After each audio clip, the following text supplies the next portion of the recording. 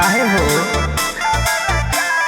सावन के पावन भूखली सोमारी दूरी हो गइल सब दुखवाला चारी जब से शिव जी के आगानी हुरे लगली रे बगली अब पे उड़े लगली रे बगली अब पे उड़े लगली।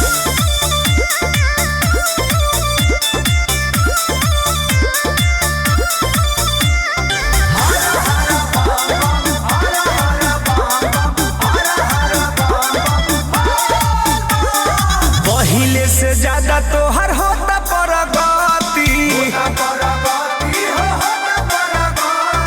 कृपा देखौले बाड़े गौरा के पति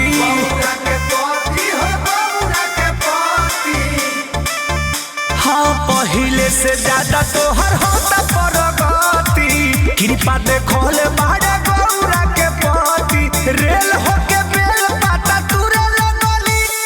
रे बगली जब उड़े लगली रे बगली जब उड़े लगली।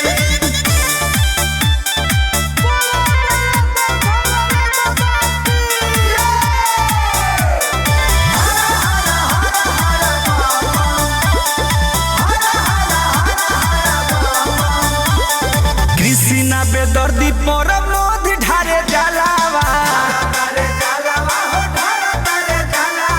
पंकज के भोला बाबा कब दिहे फलावा